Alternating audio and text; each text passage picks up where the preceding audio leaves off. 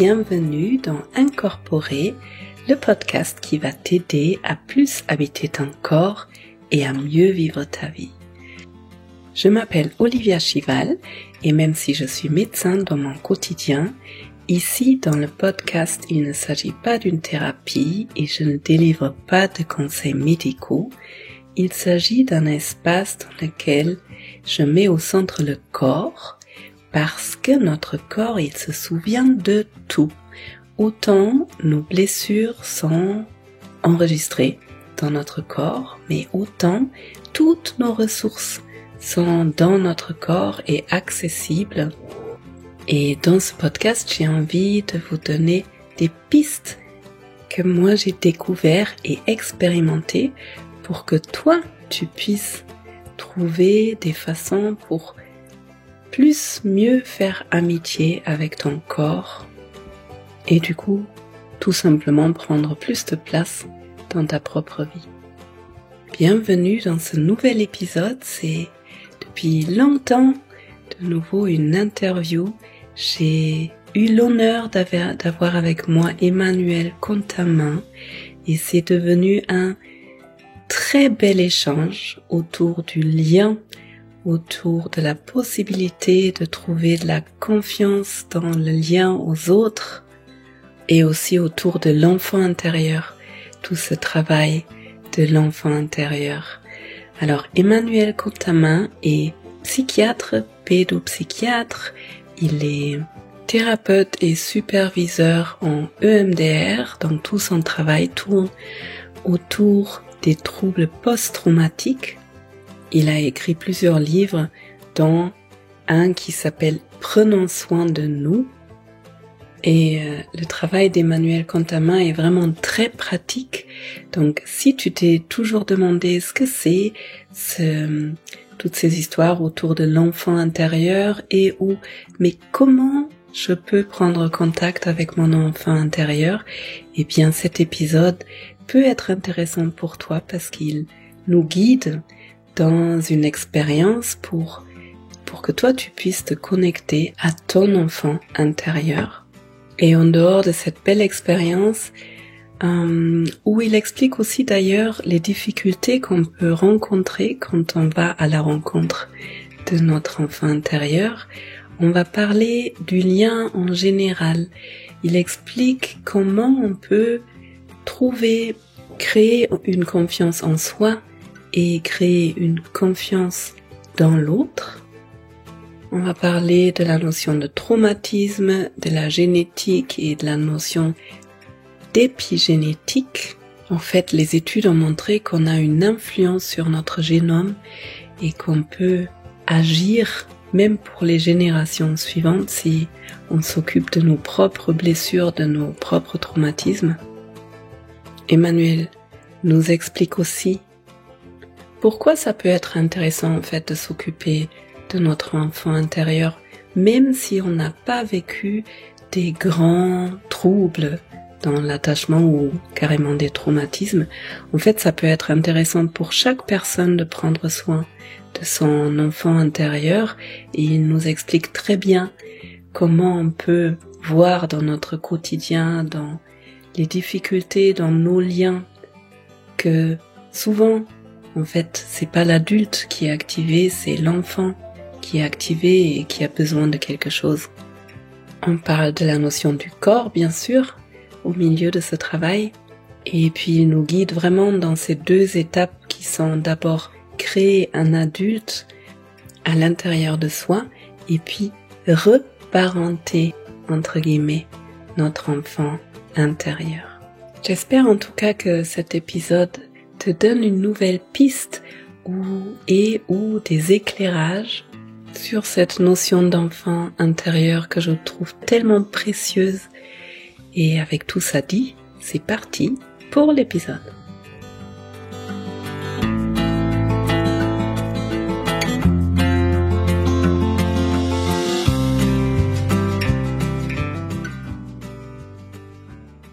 Bienvenue. Bienvenue dans ce nouvel épisode podcast dans lequel j'ai vraiment l'honneur d'avoir avec moi Emmanuel Contamin qui est psychiatre, psychothérapeute que j'ai découvert, si je peux dire, il y a 10 ans. On a eu un très court échange par téléphone parce que je venais de terminer le premier module, le premier niveau de thérapie sensorimotrice et je cherchais des psychiatres en France pour savoir comment on peut pratiquer en cabinet. Donc, Emmanuel Contamin m'a raconté à ce moment-là qu'il a commencé avec l'analyse et puis avec la TCC et avec de l'hypnose aussi apparemment. Et ensuite, il s'est formé en EMDR. C'est une thérapie qui traite les troubles, le stress post-traumatique. Et d'ailleurs, je crois que c'est votre noyau central, tout ce qui tourne autour du trauma. Et entre-temps, vous êtes superviseur, praticien EMDR Europe. Et puis après, vous avez découvert la thérapie sensorimotrice.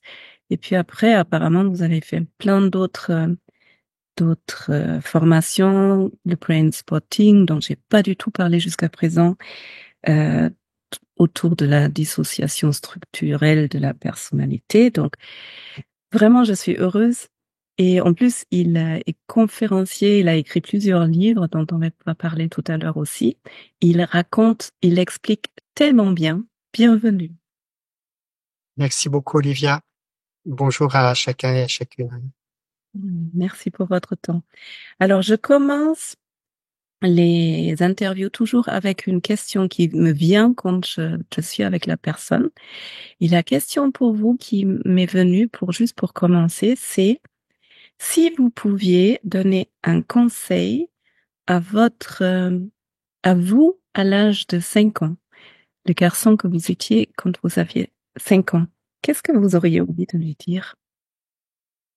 Oui, c'est sûr que j'ai retrouvé des écrits de mes toutes premières années d'école dans des cahiers où ce pauvre petit bonhomme, il était vraiment très timide et pas du tout à l'aise à l'école. Et donc le conseil que je lui donnerais, c'est fais confiance, ouvre-toi aux autres, vas-y. Oh, chouette. Ça a l'air simple. Ben, c'est tout un travail, hein. C'est le travail de toute une vie. C'est sûr que c'est pas si simple que ça. Et ça vaut la peine de commencer à s'entraîner euh, dès qu'on peut. Ouais. Je crois que l'idée, c'est que le rôle de la thérapie, c'est de mettre en place les conditions intérieures pour que on puisse trouver à l'extérieur les ressources relationnelles qui vont nous rendre heureux et puis nous permettre de construire une vie euh, vraiment dans les meilleures conditions. Et moi, j'aime bien dire à mes patients que c'est la vie au fond qui est thérapeutique et on leur fait une sorte de préparation, de lever certains obstacles, de lever en particulier tous les parasitages liés au traumatisme de l'enfance et de l'âge adulte. Et ensuite, c'est un peu comme un travail de rééducation, d'entraînement à mettre en œuvre dans notre vie d'aujourd'hui tout ce qui va nous faire du bien, construire nos relations, nous permettre d'aller de l'avant. Oui. Et du coup, on est déjà en plein au milieu du sujet, j'ai l'impression, parce que vous dites le lien à soi se construit dans le lien à l'autre. Alors, ça m'a l'air simple et du coup très complexe. Quand on est quelqu'un comme vous, apparemment, quand vous aviez 5 ans, et on est très timide et les autres, ça nous fait peur. Comment on commence alors?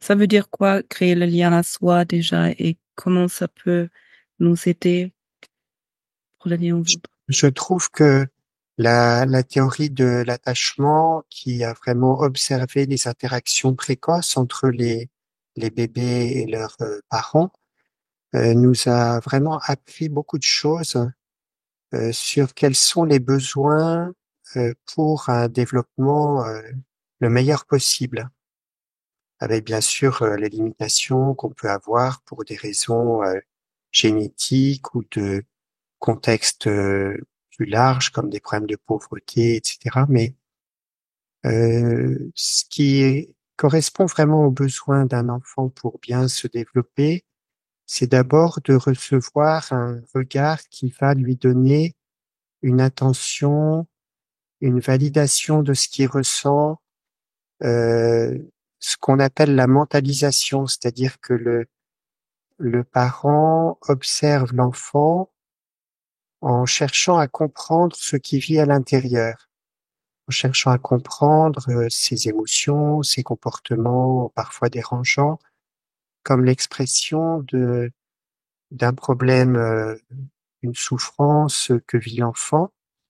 Et même si il n'arrive pas toujours à trouver directement la bonne réponse à ses besoins, on voit que quand on fait des vidéos précoces, là, au moins la moitié des premières réponses des parents ne sont pas forcément adaptées.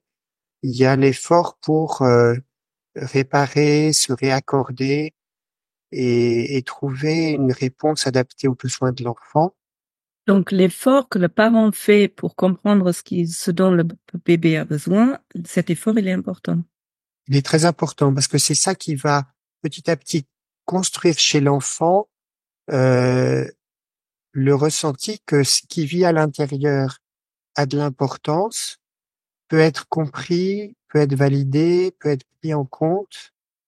Et c'est ça qui nourrit finalement un sens de soi positif. J'ai de la valeur, je mérite d'être aimé.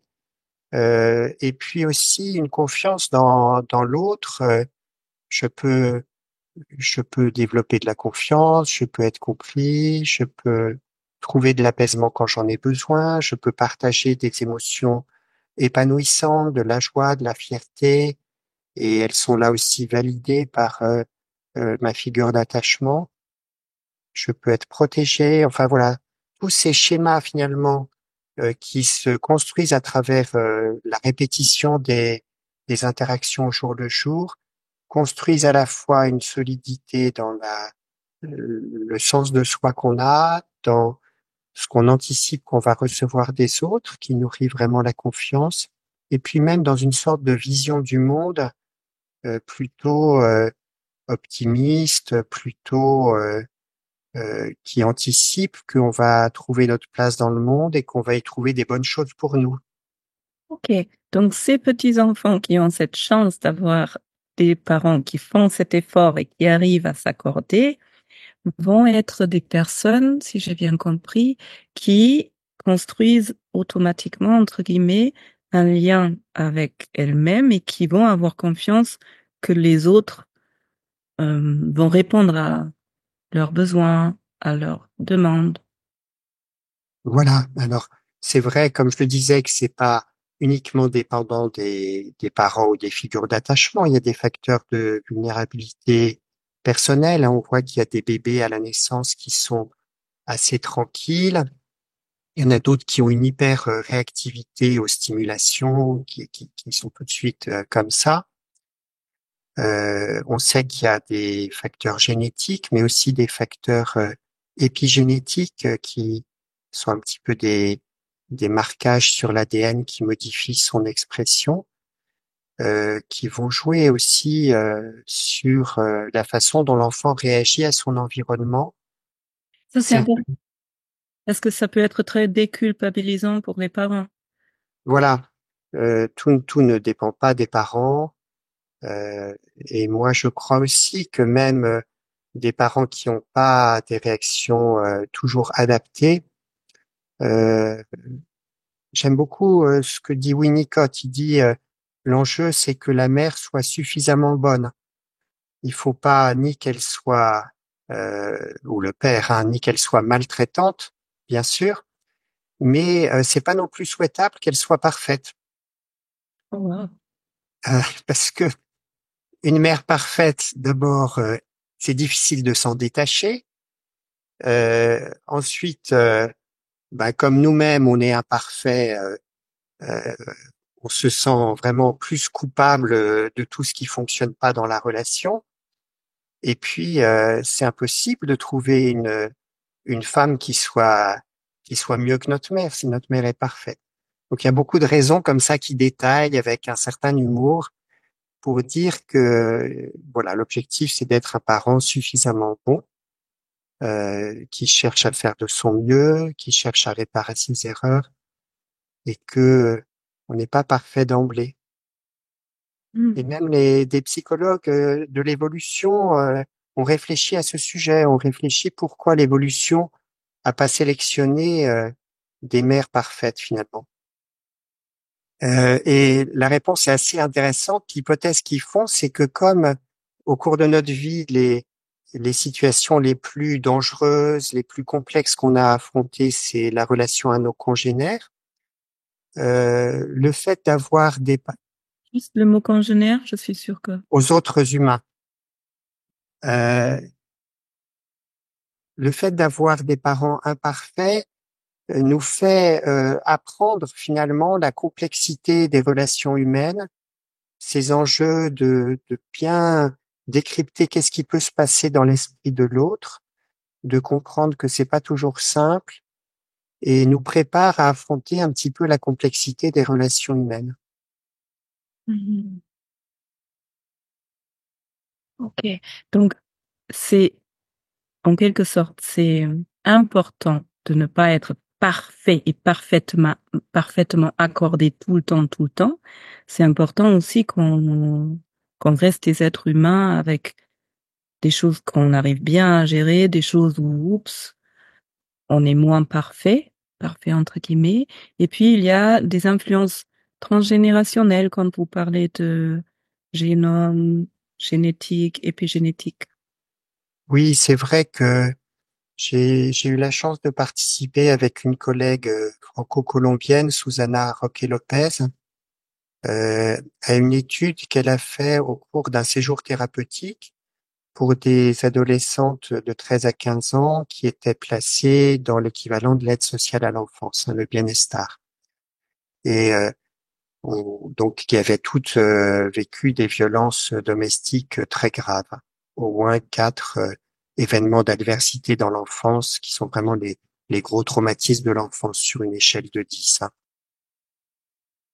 Et elle organise depuis 2008 des séjours thérapeutiques pour une vingtaine de jeunes où elle apporte beaucoup de ressources de pleine conscience, de yoga, de cohérence cardiaque, d'exercices qui viennent de l'EMDR comme le lieu sûr, les ressources, les figures ressources, etc.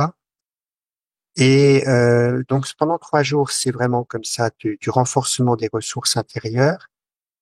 Il y a un apprivoisement de l'expression des émotions qui se fait avec des artistes et des médiations par le théâtre, par le chant, par le dessin, etc.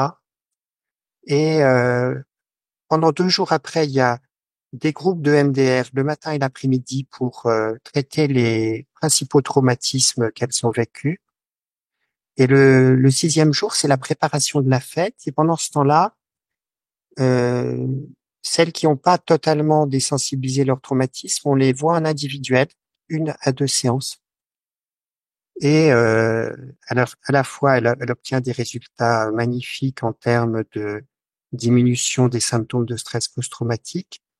Et là, il y avait en plus une étude par une chercheuse états-unienne sur les marqueurs épigénétiques liés au vécu traumatique. C'est-à-dire que euh, on a notre ADN qui ne change pas, sauf mutation, hein, mais par contre, il y a des petites molécules qui se fixent à certains endroits de l'ADN qui vont modifier l'expression des gènes. Donc, par exemple, des gènes de neuroplasticité, c'est-à-dire de la capacité du cerveau à se remodeler, vont être plus ou moins actifs ou plus ou moins bloqués si on a eu beaucoup de traumatismes. Il y a aussi des gènes qui font que le stress va être plus ou moins bien régulé à travers le métabolisme du cortisol, qui peuvent être gênés dans leur fonctionnement s'il y a eu chez nos parents et même parfois jusqu'à 2-3 générations au-dessus. On le voit par exemple chez les descendants de survivants de la Shoah. Il y a des marqueurs épigénétiques qui durent jusqu'à 3 générations. Et donc, les enfants qui ont un peu cette histoire transgénérationnelle, non seulement il y a des choses qui se transmettent parce que leurs parents ont pu eux-mêmes être affectés, avoir moins de patience, plus d'irritabilité, avoir des moments d'angoisse débordante, etc. Mais même à l'intérieur d'eux-mêmes, dans l'expression de leurs gènes, il y a quelque chose qui a pu déjà être fragilisé. Et la bonne nouvelle, c'est que après ce séjour thérapeutique, les marqueurs épigénétiques, il y en a plusieurs qui s'étaient carrément décrochés. En fait, il suffit de faire un prélèvement de salive avant et après la semaine. Comme on a des globules blancs dans la salive, on met ça dans une machine qui analyse tous ces marqueurs qu'on appelle l'épigénome. Et on voit les changements qui se produisent grâce à une intervention thérapeutique un petit peu intensive comme ça. Wow. Donc, si moi, je travaille sur mes propres ressources, sur mes propres traumatismes, je fais du bien aussi à mes enfants et aux générations qui suivent. Exactement. Ok, super. Super intéressant tout ce que vous dites d'ici là. Du coup, ça m'intéresse quand même. J'aimerais bien revenir un peu en arrière. Donc là, on a vu les personnes qui ont la chance d'avoir soit un génome dans lequel on n'a pas de trauma, ce qui me semble rare quand même, et des parents qui sont vraiment euh, imparfaits, mais qui essayent d'être bons dans la compréhension, dans l'effort de comprendre ce qui se passe pour l'enfant. Maintenant, si je suis quelqu'un qui n'a pas eu cette chance, cette chance-là, qui porte en moi des traces de traumatisme et ou qui a grandi dans une famille qui n'a pas du tout été dans l'effort de me comprendre.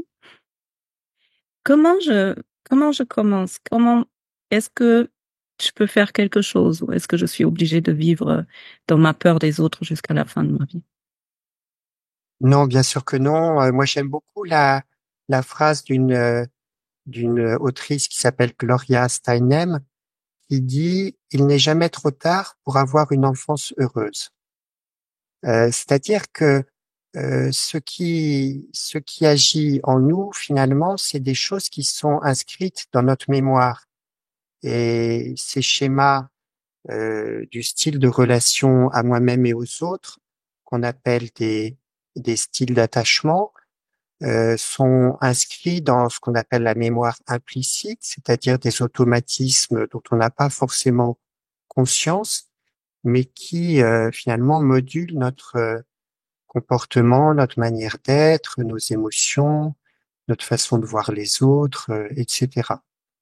Donc l'idée, c'est de pouvoir euh, retravailler ces schémas dans notre mémoire implicite.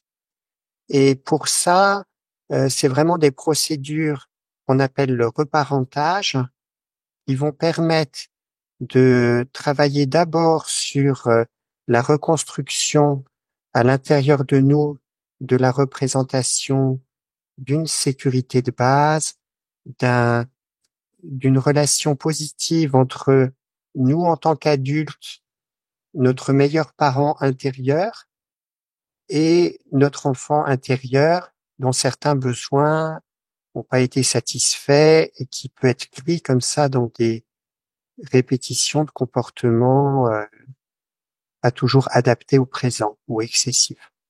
Ok, donc si je me rends compte, moi je suis ultra timide et j'ai vraiment du mal à me sentir bien dans les relations aux autres, eh bien, j'ai oublié ce que je voulais dire, mince.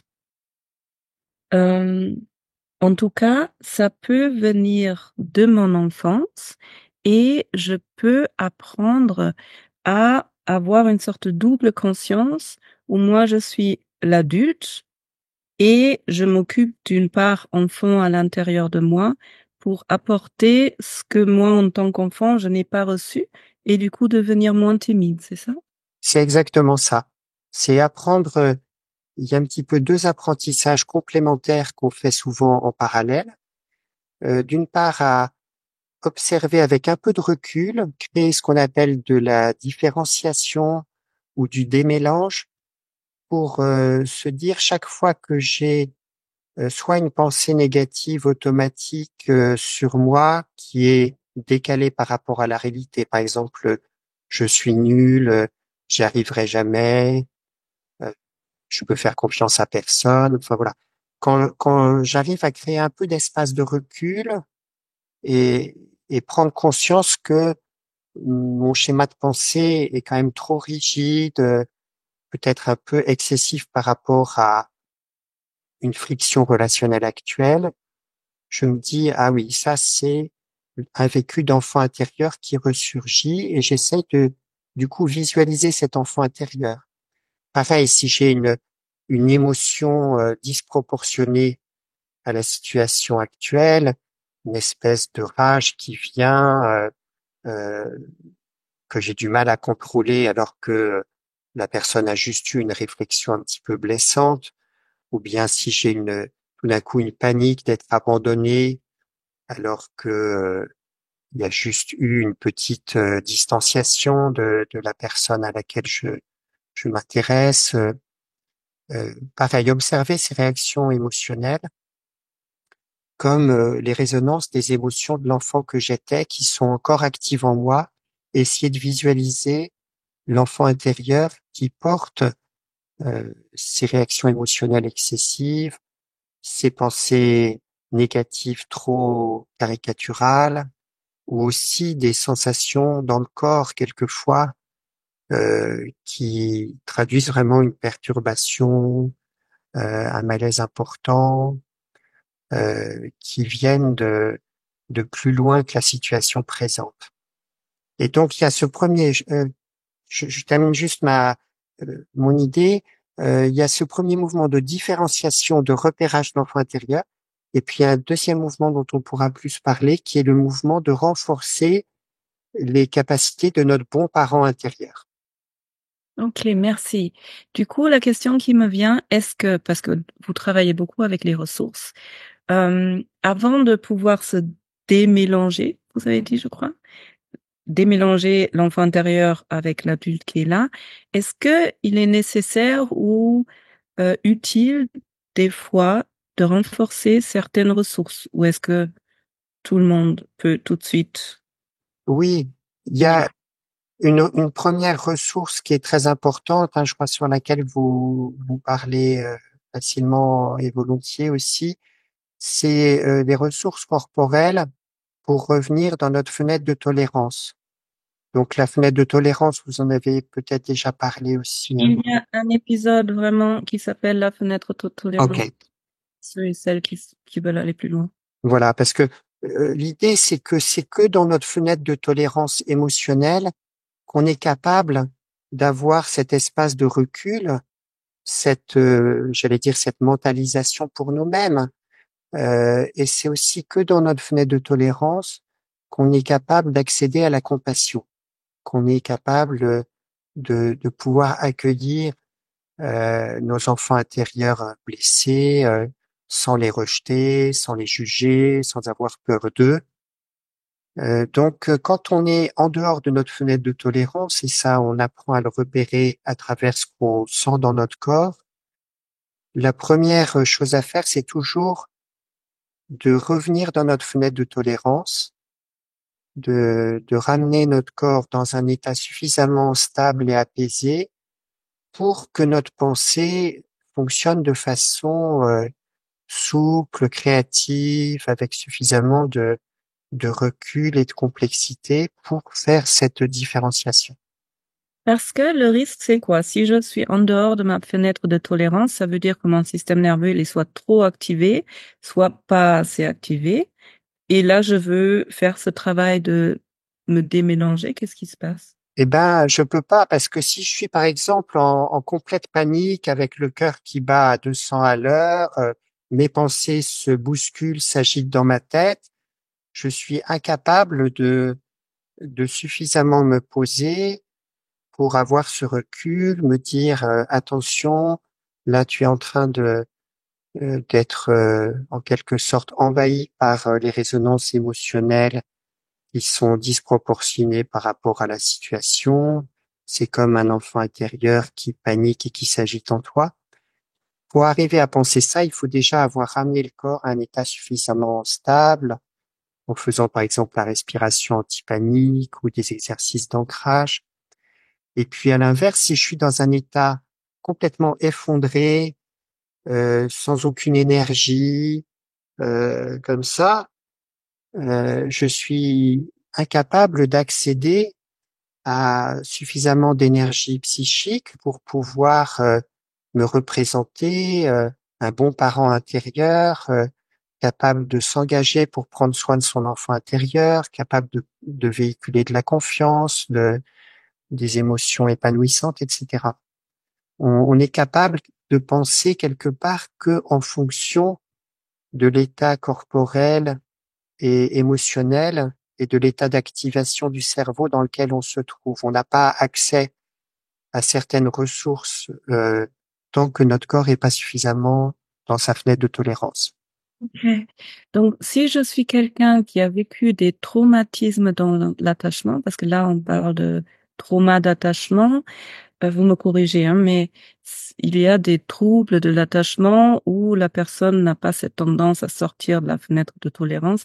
J'imagine que ces personnes-là peuvent accéder facilement à ce que vous allez proposer.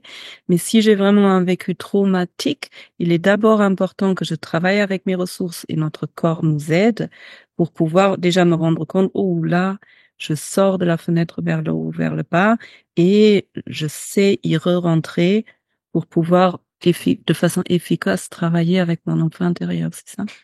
Oui, tout à fait. Juste une petite nuance. Moi, j'aime bien parler des blessures et des traumas du système de l'attachement parce que c'est pas facile et j'ai envie de dire que c'est presque souvent plus difficile pour des personnes qui ont vécu vraiment un attachement désorganisé de reconnaître qu'elles ont vécu des traumas parce qu'elles ont plutôt appris à s'adapter à leur système familial. Elles ont plutôt appris à porter sur leurs épaules la responsabilité des difficultés, à penser que c'était elles qui étaient mauvaises, qui étaient responsables du fait que leurs parents étaient dans des comportements de débordement émotionnel. Donc, à la fois, c'est plus simple parfois de parler de blessures que de trauma parce que ça met moins un niveau de culpabilité ou de remise en cause des parents pas toujours facile d'accès. Et puis, c'est aussi la réalité, c'est que même si on n'a pas eu des traumas majeurs du système de l'attachement, euh, ce qui est mon cas par exemple, il y a quand même des blessures, des schémas dysfonctionnels un petit peu récurrents qui peuvent atteindre quand même notre fonctionnement et nécessiter qu'on prenne soin de nos enfants intérieurs. Ouais, merci pour cette précision. Est-ce que du coup, avant d'aller dans ce que vous avez déjà annoncé, des fois j'ai l'impression dans ce premier stade de renforcer les ressources, il est nécessaire de renforcer l'adulte. Des fois, Oui, j'ai l'impression qu'il n'y a pas du tout d'adulte, en fait. L'enfant, ouh, il y a toutes ces émotions-là. Est-ce que euh, instaurer des ressources pour pouvoir justement travailler avec cette fenêtre de tolérance, c'est la même chose que le renforcement de l'adulte ou est-ce que vous différenciez? ben c'est les deux sortes de ressources principales, hein. Les ressources corporelles dont j'ai parlé, qui aident à ramener le corps dans la fenêtre de tolérance, et le renforcement des ressources du meilleur adulte à l'intérieur de la personne, c'est aussi essentiel pour travailler sur les blessures des liens d'attachement, parce que finalement, si on se met dans la perspective d'un enfant qui n'a pas été compris ou qui a été maltraité ou qui a été rejeté, la seule issue adaptée pour résoudre ces blessures, c'est qu'il puisse se représenter un adulte bienveillant qui va le protéger, qui va le rassurer sur le fait qu'il mérite d'être aimé, qu'il a de la valeur, qu'il n'est pas seul, etc. Donc, on va installer, et ça vraiment, presque tous les formateurs en psychotrauma complexe mettent ça en avant avec différents vocabulaires, différentes façons de le présenter, mais on va installer des ressources spécifiques qu'on appelle des figures ressources qui correspondent à la représentation de bons parents idéaux, soit que ça soit des personnes qu'on ait connues réellement, qu'on appelle des tuteurs de résilience aussi. Par exemple, si j'ai eu une grand-mère qui était vraiment chaleureuse et quand j'allais chez elle, là vraiment, je me sentais en sécurité, elle avait du temps pour moi, elle prenait soin de moi, je savais que je pouvais vraiment compter sur elle, je savais que je comptais pour elle. Alors voilà, ça peut être un éducateur, un parrain ou une marraine. Voilà, on peut trouver euh, différentes figures ressources dans des personnes réelles sur qui on a pu vraiment s'appuyer dans notre vie. Ça peut être aussi des figures symboliques, c'est-à-dire des figures d'humanité qui nous inspirent vraiment, qui pour nous représentent vraiment des valeurs humaines fondamentales. Et même si on ne les a pas connues directement, on sent que ça nous aurait fait tellement de bien de pouvoir être éduqués ou accompagnés par ces personnes.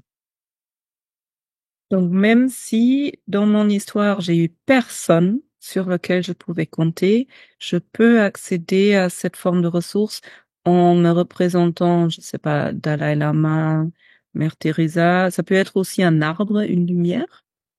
Alors voilà, euh, c'est vrai que là j'étais sur des figures d'humanité concrètes, mais on peut aussi avoir des figures symboliques qui sont des éléments de la nature à qui on donne une sorte de valeur humaine. Par exemple, dans le film Pocahontas, il y a Grand-mère Feuillage, qui est un arbre qui est la figure ressource de l'héroïne du film, hein. Pour une de mes patientes, c'était la mère des montagnes qu'elle imaginait, sur laquelle pouvait imaginer que son enfant intérieur pouvait se blottir, trouver un creux de mousse qui l'accueillait, etc. Donc ça peut être voilà une figure de la nature anthropomorphisée, si on peut dire. Et puis ça peut être aussi des figures spirituelles qui sont souvent très précieuses pour les personnes qui les ont investies.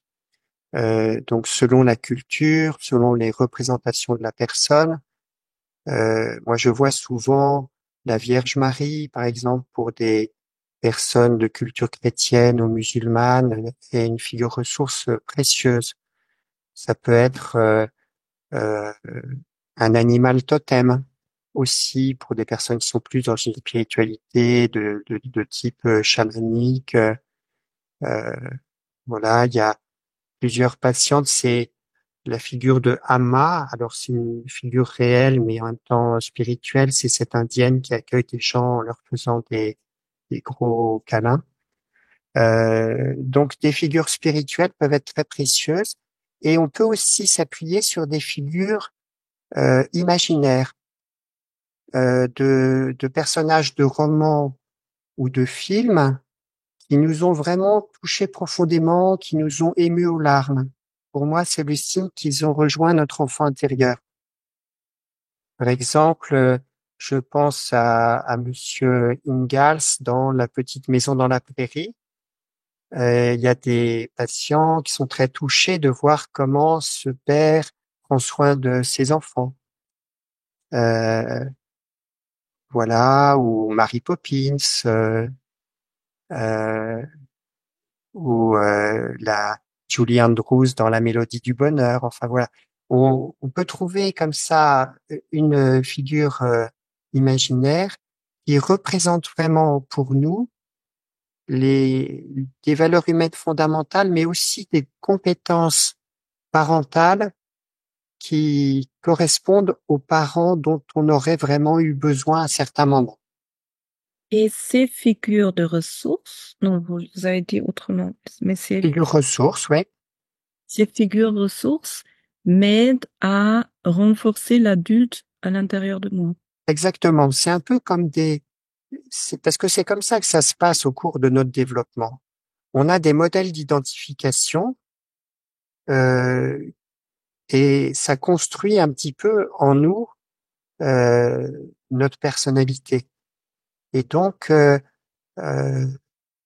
on peut finalement considérer que la, la ressource finale commune du bon parent intérieur, on peut soit la contacter en résonance avec ces figures ressources extérieures à nous, mais on peut aussi la renforcer à partir d'expériences où nous-mêmes, on a senti que pour quelqu'un d'autre, on était capable de mobiliser ces ressources et ces compétences.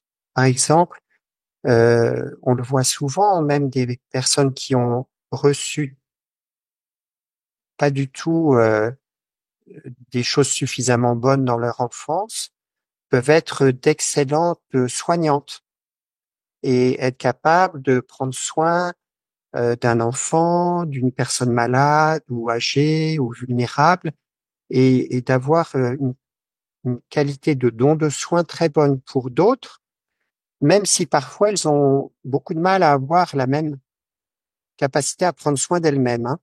Donc on va à ce moment-là renforcer toutes ces expériences où la personne a senti ce bon parent intérieur en elle-même au bénéfice d'autres personnes et ensuite on le transposera au bénéfice de leur enfant intérieur. Hmm. Wow, merci. Donc ça, c'était la première partie dont vous avez parlé du reparentage, grandir les ressources, et puis vous avez dit la deuxième partie ou la deuxième étape, c'était d'aller apporter ce dont l'enfant intérieur ou moi en tant qu'enfant, je n'ai pas pu bénéficier, c'est ça? Voilà, c'est-à-dire quand on commence à créer cet espace d'accueil en sécurité de nos vulnérabilités d'enfants, quand on peut pouvoir se représenter euh, un ou plusieurs adultes bienveillants qui accueillent notre enfant intérieur vulnérable, on peut renforcer tous les schémas de l'attachement sécure sous forme de reparentage.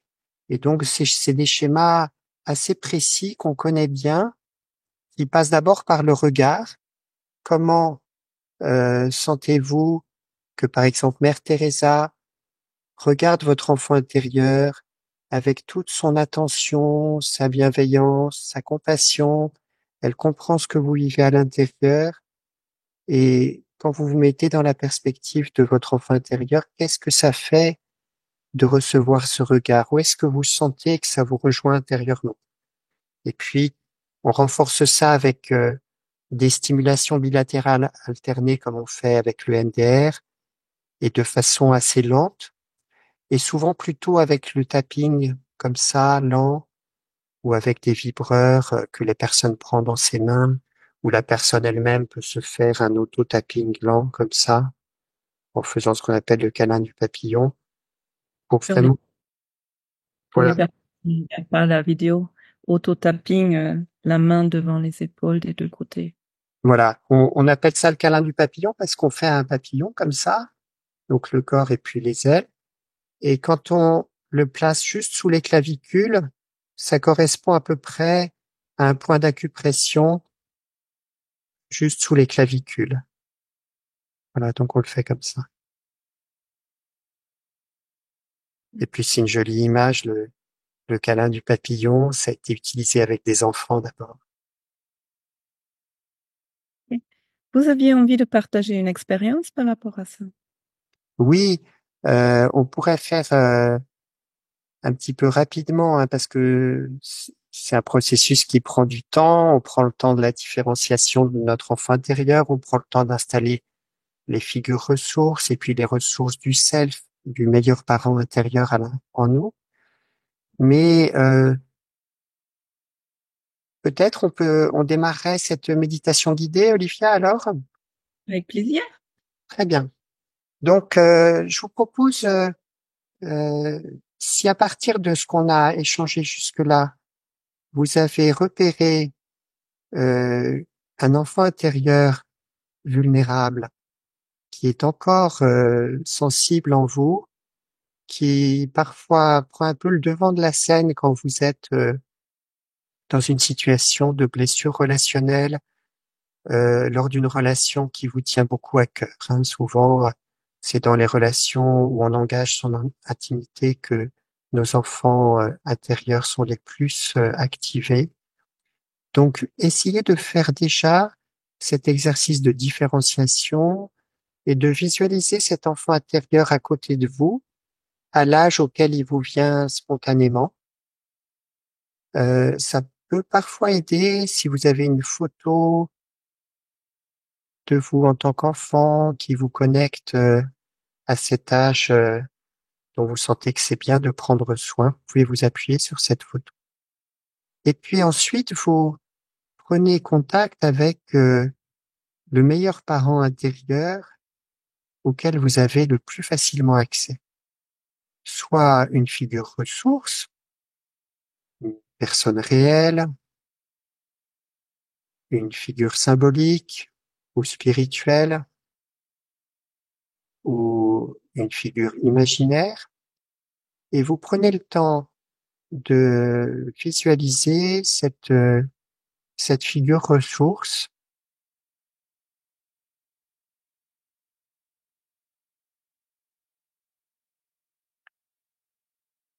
Et je vous propose aussi, si vous voulez reprendre cet exercice, de l'associer à une musique qui touche souvent profondément nos émotions. Et là, vous pouvez réfléchir à une musique qui parlera à votre enfant intérieur. C'est souvent une musique sur un mode un peu mineur qui transmet de la compassion, mais qui va aussi vers la joie, vers la légèreté. En fait, on sent qu'on a suffisamment pris soin de notre enfant intérieur quand on visualise qu'il a envie d'aller jouer maintenant. Donc, prenez le temps si vous le souhaitez, mettre en place cette musique, et puis accueillez avec bienveillance votre enfant intérieur, avec également vos figures ressources à vos côtés, et prenez le temps de le regarder avec attention, avec compassion, en lui transmettant vraiment ce désir de comprendre ses souffrances, et observer dans la perspective de votre enfant intérieur, qu'est-ce que ça lui fait de recevoir ce regard de bienveillance, d'attention, de compassion, d'engagement à le protéger. Et prenez le temps de sentir ça dans le corps.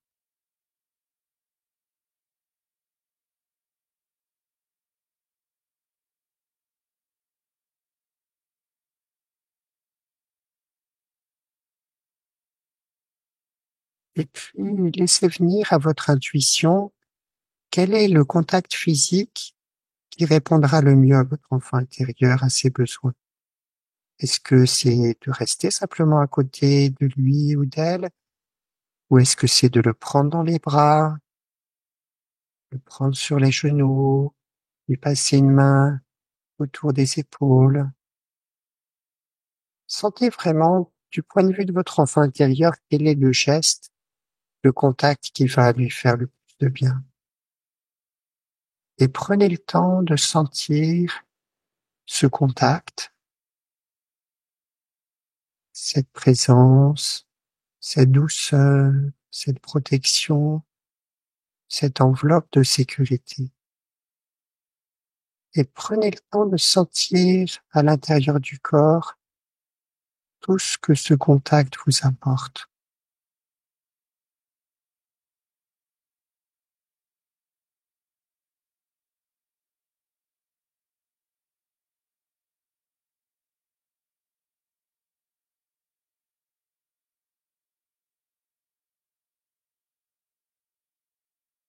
Et enfin, laissez venir à votre intuition les mots précieux, le message essentiel dont votre enfant intérieur a besoin. Tu as de la valeur. Tu mérites d'être aimé. Tu n'es pas seul. Prenez le temps de sentir quels sont les mots qui vont le mieux répondre à ses besoins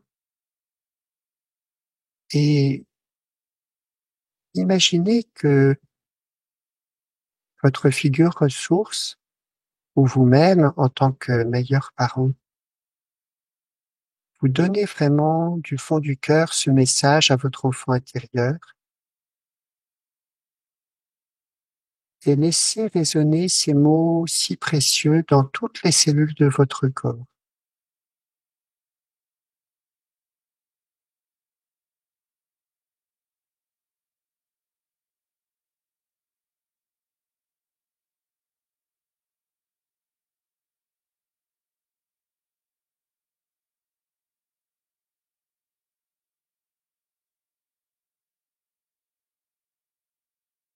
Et puis ensuite, vous pouvez vraiment prendre le temps de dialoguer avec votre enfant intérieur, d'entendre ses besoins et si vous sentez que il y a certains besoins que vous pouvez vraiment satisfaire, par exemple, si vous sentez que votre enfant a besoin de dessiner ou d'être en contact avec des animaux ou ou d'aller à la piscine ou je ne sais pas quoi. Mais engagez-vous à le faire pour de vrai dans votre vie d'aujourd'hui. Et engagez-vous à prendre ce temps qui sera bon pour vous et bon pour votre enfant intérieur.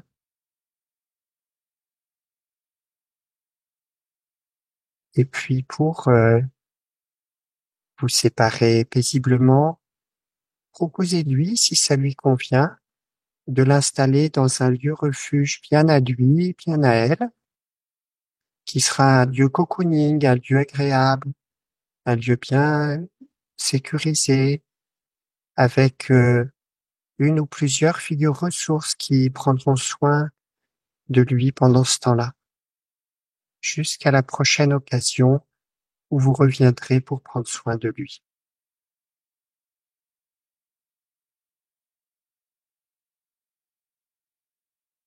Et puis prenez une bonne respiration, recontactez bien vos pieds sur le sol, vos appuis, étirez-vous, ouvrez tranquillement les yeux.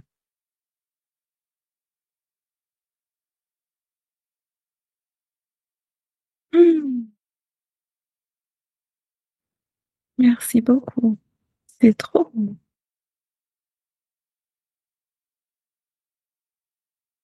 Merci beaucoup. Hmm. Du coup, il y a deux, trois questions qui me sont venues. Donc, pour les personnes qui veulent rester dans cette ambiance, vous pouvez toujours appuyer sur stop et écouter la suite plus tard. Je, je, je retourne dans ma tête. J'ai adoré. Déjà, merci beaucoup. Et 3 questions. Donc, la première, quand l'enfant dit: «J'ai envie d'aller jouer dans la piscine», votre conseil, c'est de faire de la place dans ma journée ou dans la semaine et vraiment moi, l'adulte, je vais dans la piscine? Exactement. Ou si c'est pas possible de faire exactement la même modalité évoquée par l'enfant, faire quelque chose qui s'en rapproche. Et du coup, quand je serai dans la piscine ou en train de, je sais pas, être sur la balançoire, je me reconnecte à cet enfant intérieur. Voilà. Et je prends le temps de savourer et d'accueillir finalement une joie sans doute assez profonde, parce que c'est pas seulement une joie en tant qu'adulte, c'est la résonance aussi de la joie de l'enfant qui aurait tant aimé faire ça et l'a pas suffisamment fait. Et ouais, et du coup, j'imagine que quand je serai dans la piscine et j'y serai avec mon enfant intérieur, il y a toute cette joie que j'ai peut-être oubliée, de laquelle je me suis déconnectée pendant ma vie, dans le quotidien. Et du coup, moi l'adulte, je vais pouvoir revivre ça. Exactement. Mmh. Donc c'est très enrichissant pour moi, l'adulte aussi, pas seulement pour l'enfant intérieur. Mhm. Mmh. OK. La deuxième question, je reviens un peu au début. Ah, alors il y a la troisième qui me vient en premier. Tac, tac, tac. Alors, venons avec ce qui vient là. Au moment où je demande, parce que je fais ces accompagnements aussi un peu différemment, mais où je demande, ou même souvent, ça m'arrive de voir que les personnes, dès qu'elles voient l'enfant intérieur, l'adulte a envie de prendre l'enfant dans les bras, vraiment de le serrer fort. Et du coup, des fois, j'ai vraiment du mal à ralentir. Ou qu'est-ce ça vous arrive aussi, j'imagine. Comment vous accompagnez dans ces moments? Oui, ça c'est pas la plus grande difficulté. La plus grande difficulté, c'est quand parfois en tant qu'adulte, certaines personnes ont un mouvement de rejet, de dire ouais mais j'aime pas trop cet enfant intérieur, j'en ai marre qu'elle fasse sa victime ou j'en ai marre qu'elle maîtrise pas ses émotions. Donc voilà, parfois c'est ça la principale difficulté, c'est que la personne est finalement pas centrée dans son self, dans son meilleur parent intérieur, et il y a un petit peu des réactions défensives, de honte ou de d'évitement phobique de l'enfant intérieur. Donc il y a un premier travail de renforcer vraiment le self pour que ça soit vraiment dans son meilleur adulte, que la personne soit centrée pour accueillir l'enfant intérieur. Après, euh, quand on est bien centré dans le self, on a aussi quelque chose qui est plus posé et plus ralenti, qui est moins dans l'excès, qui est moins dans quelque chose de dévorant ou d'étouffant, quoi, hein. Et là aussi, dans les exercices de renforcement des ressources du self, on veille toujours à ce que cette soit une ressource bien centrée et respectueuse des limites et bien positionnée dans la relation.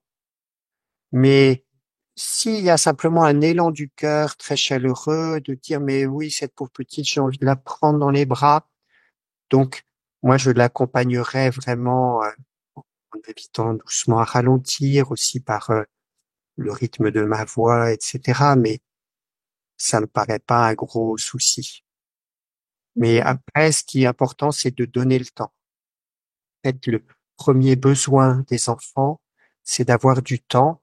La commission des 1000 premiers jours, un de ses premiers messages, hein, qu'il faut donner du temps aux enfants. Et nos enfants intérieurs, ils sont dans cette même attente qu'on prenne du temps pour eux. Et donc, même si on va vite les prendre dans les bras, après, on peut se poser et donner le temps à l'enfant d'accueillir cette enveloppe chaleureuse et sécurisante, tout ce que ça fait sentir à l'intérieur, etc. Ouais, merci. On va arriver tout doucement vers la fin, mais je crois que vous avez répondu là à ma dernière question. C'est des fois, je vois l'enfant intérieur et elle boude, ou elle a pas du tout envie de me voir, ou elle me tourne le dos. Alors oui, ça c'est assez fréquent et c'est vraiment un apprivoisement parce que l'enfant n'a pas encore confiance, c'est pas forcément un schéma relationnel auquel l'enfant est habitué. Et à ce moment-là, il faut simplement faire vraiment comme le petit prince et le renard, hein, faire un apprivoisement. Et donc, en tant que adulte, en tant que bon parent intérieur, juste se poser à la bonne distance qui convient à l'enfant, prendre le temps de respirer tranquillement, de lui envoyer toute notre bienveillance, toute notre compassion, donner le temps à l'enfant de sentir que il peut l'accueillir tranquillement. J'aime beaucoup un tissage qui vient de la thérapie sensorimotrice, qui est le tissage du 1%.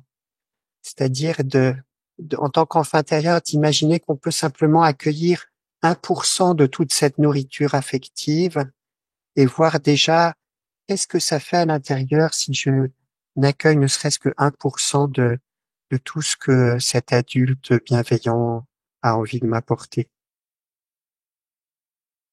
Merci beaucoup pour cet échange riche et important. Est-ce que vous avez envie de rajouter encore quelque chose pour que ça fasse rond pour vous? Oui, j'aurais envie de rajouter quelque chose parce que euh, ce que nous dit cet exercice du reparentage c'est à quel point notre bonheur et notre santé se construisent dans nos liens aux autres et en premier dans nos liens familiaux. Et je pense que c'est aussi important de penser notre santé et notre résilience en élargissant encore cette perspective systémique. Et c'est ce que j'ai essayé de faire avec ce livre, Les 5 cercles de la résilience, de montrer que au-delà du cercle familial, il y a le cercle des relations proches, des liens associatifs, du soutien social, aux familles les plus vulnérables, aux parents solos, etc., qui contribuent vraiment à notre résilience et à notre cohésion en tant que société. Et puis, il y a encore au-delà les liens plus sociaux et politiques qui vont vraiment soutenir une cohésion sociale, lutter contre les discriminations, réduire les inégalités sociales et tout ça, toutes les régulations finalement économiques, financières, politiques vont contribuer aussi à notre résilience personnelle. Et si on fait encore un cercle encore plus vaste, il y a vraiment notre écosystème avec tout le monde naturel qui est la base de notre santé et de notre résilience. Et le GIEC, le groupe international des experts sur le climat, parle vraiment en ce sens-là de la résilience planétaire. Et c'est aussi ce que porte l'OMS avec le message «Il n'y a qu'une seule santé», ou bien on parle de santé planétaire, c'est-à-dire que la santé des hommes, des animaux et des écosystèmes sont totalement interdépendantes les unes des autres. Donc c'est un petit peu le message plus large que j'avais envie de transmettre, que à la fois notre bonheur et notre santé, notre résilience se construisent dans nos liens de proximité, mais qu'il faut penser un peu toutes ces enveloppes euh, sociologiques et écosystémiques autour de nous qui sont extrêmement importantes à soigner. Merci. J'ai une dernière question que je pose à toutes les personnes qui viennent. Si vous, l'adulte que vous êtes aujourd'hui, si vous regardez toute votre vie depuis votre naissance avec tous les moments très joyeux, vraiment les moments de joie, de réussite, mais aussi tous les moments difficiles que vous avez traversés, si vous regardez tout ce chemin, quels seraient 3 apprentissages, 3 sagesses, 3 choses que vous auriez envie de partager?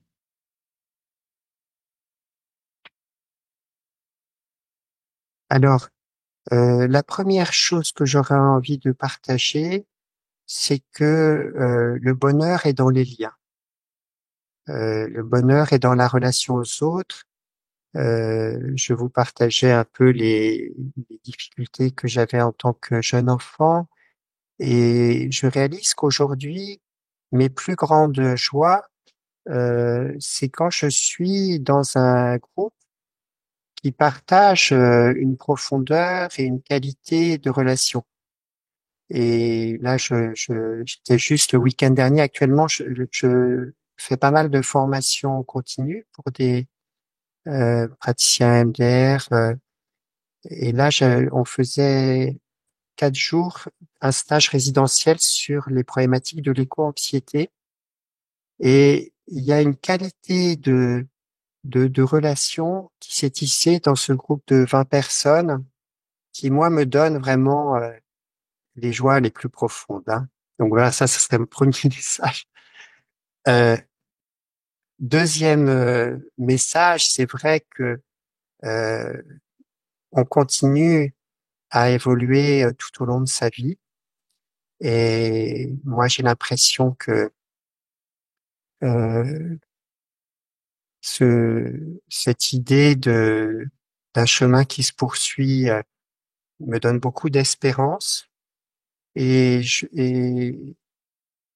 dirais, quand une porte se ferme, il y a une fenêtre qui s'ouvre.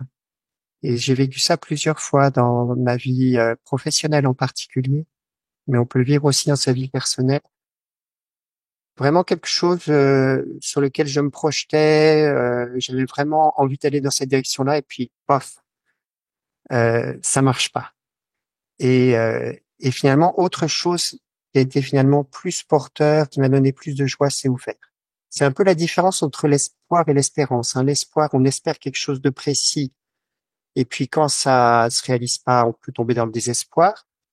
L'espérance, c'est plus une sorte de confiance de base profonde dans la vie, qui nous porte à travers les échecs ou les épreuves. Et puis, troisième message, c'est de dire que, au fond, quand on accepte de traverser avec d'autres des émotions douloureuses, quand on accepte de pas se rigidifier ou se durcir, on s'ouvre à une dimension spirituelle, à une dimension de plus grand que nous, qui va ouvrir un sens de notre vie plus fort, plus cohérent au fond avec des valeurs qui vont nous rendre heureux, et on s'ouvre aussi à une profondeur de relation plus grande.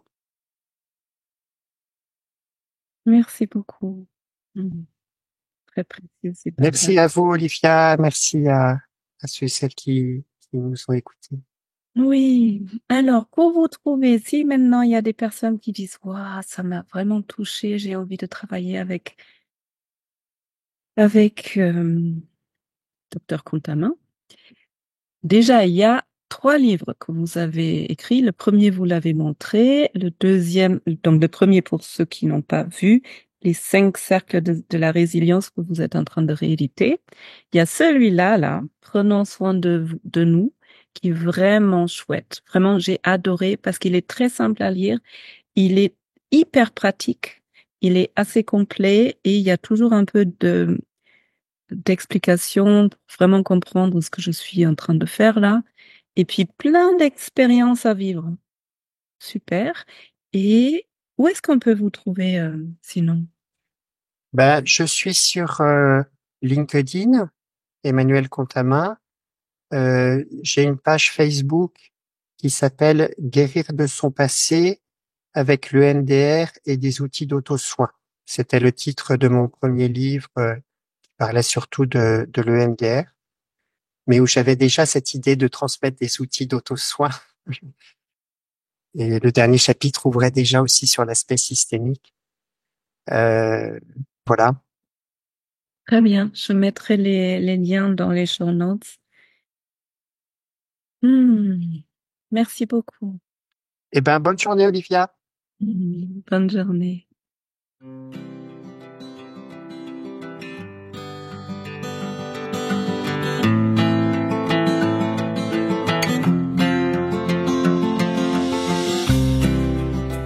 Bienvenue après cette interview. J'espère que tu te sens plus proche de toi-même, plus proche de ton enfant. Peut-être pendant l'expérience, tu as pu prendre connaissance de certains besoins et peut-être tu as pu déjà te reconnecter à ton enfant intérieur, ressources qu'on oublie des fois dans notre vie. En tout cas, si cet épisode t'a plu, tu peux bien sûr le partager avec des personnes à qui il pourrait faire du bien. Et si tu as envie de soutenir mon travail, je serais vraiment très reconnaissante si tu pouvais tout simplement abonner ce podcast, en parler autour de toi ou me laisser un commentaire ou des 5 étoiles, parce que ça permet tout simplement à plus de personnes de le retrouver et d'accéder à ces ressources-là.